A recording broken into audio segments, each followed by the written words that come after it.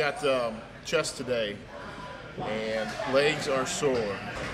Legs are total from yesterday's workout, so we're gonna just knock out some chest here. Feel good. Was able to kind of carve up a little bit today, so be able to get an extra push, which keeps up the body full. And so we'll get a good workout, and let's knock this out.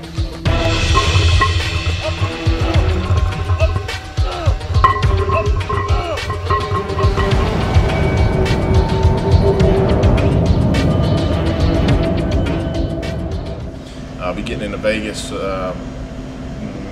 Tuesday, so that a good 5 days before the show, and it allows me time to kind of get settled. We'll get a few training sessions out there while in Vegas, and then do the festivities that come with Olympia. We've got the press conference, the Meet the Olympians event, the tanning, the final preparations, the amount of foods that we have to consume, and but everything is just dialing in on track. So it's exciting to be able to get on that 50th anniversary stage in Olympia, and I have my whole family that'll be there.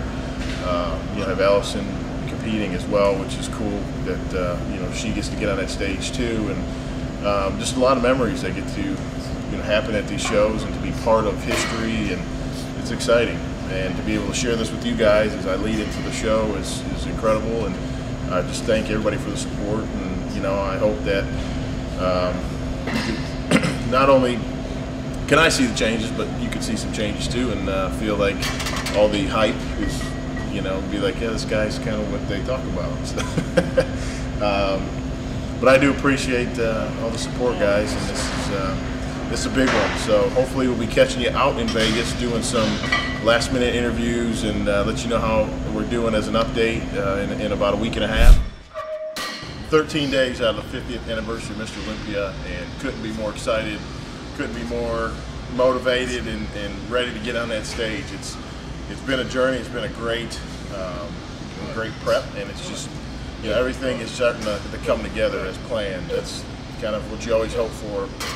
The main goal, obviously, to bring a better, a harder, bigger package every time, and I think we've improved since the Arnold Brazil, which is not a huge time frame in between each show, but I was able to, I trained hard right from the day I got back from photo shoots with MD right into training for Olympia. So, but super motivated, body feels great, and I'm excited, man. I mean, today was a good workout.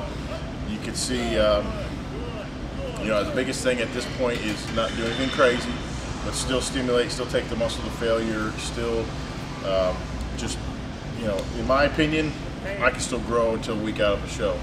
And it's kind of all in your mindset. This sport is so much mind. It's so much the mind games, and your body's and mind's telling you you're tired, but you have to kind of override it and say, let's do it. We got to go through the pain, and that's where the difficulty and the mental aspect of the sport makes it probably one of the more difficult sports in the world. Not taking anything away from MMA guys or professional football or anything like that, bowling, anything. But I mean, it's a difficult time, but it's all come together, and it's all worth it at the end, because at the end, when you get on Olympia stage and what you worked for your whole life is training and suffering, it's absolutely worth it if anybody ever asks. But today, we started with kind of our bread and butter. It's one of the movements I think you've seen a lot of our off-season stuff started with, and it's Dan's favorite movement, an incline barbell bench, and obviously, I train with a guy that's got a world-class chest of his own. So we call it citywide level.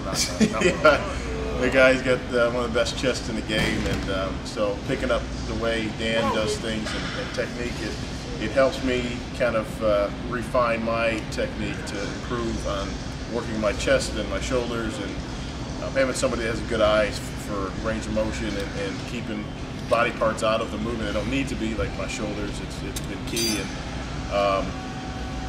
from there we went into, there was a good variation from incline to flat, from incline to a flat decline, back and forth all workout. It's kind of the whole idea of the workout was to hit the full range of the chest. We went to a flat dumbbell press after, the incline bench.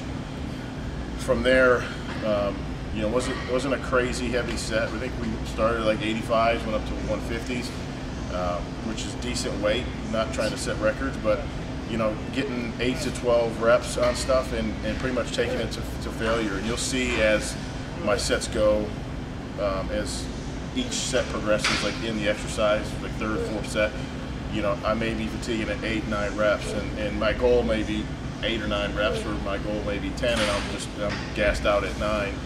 And that's, you know, that you're achieving what I'm achieving, what I need to and want to do. It's not like, well, I need to, you know, do one more rep, or it's not about that for me at this point. It's really just fatiguing the muscle and taking it to that ultimate failure. You're training with such, you know, depleted glycogen stores, depleted muscle, you know, from dieting for the last 12, 14 weeks, that at this point it's just, you know, you're stripping the muscle down and ultimately just trying to make it as round and crisp as you can get it. From there, where did we go to? The incline cable fly. Yeah, we went to the cable fly. We did that last time when Hani was here, just something new, the rendition. So it's constant tension, again, heavy weight. For Steve, is just keeping tension on the muscle, trying to get that chest to fire and stimulate and stay full through the rest of his workouts. Again, you know, he did 405 incline like it was nothing, but again, smart training where it's not always about the weights, about the feel and where you're putting tension at, and being safe and going into a show. Again, when you're depleted at a certain point, showing off and trying to do a lot of weight sometimes becomes an issue, and then if you injure yourself, you're done. So we again try to train smart at the end, trying to let egos at the door and not train with that. And again, with the incline, I think we have to have 70 pounds, but again, tension, contracting at the top, nothing really. Again, but if you can make 60, 70 pound machine incline flies hard, I mean, which we did. We stopped and contracted at the top and just made it slow. Doing it right. Yeah. So then I think we went there from that to the decline. The decline. We just kind of did a rendition. We kind of formed an angle to do a decline press, where it's a wide grip, and essentially it looks kind of like looks like a dip, but it's a lower chest kind of chest dip machine, or if you want to call it that. But we do just kind of lower end chest stuff. Again, nothing serious there. About 4 plates, but again, a lot of tension. Not letting it, you know, stop, and keeping tension in the muscle throughout the whole movement. And then I think from there we went to the FST. The FST, which is Hani and Steve's baby.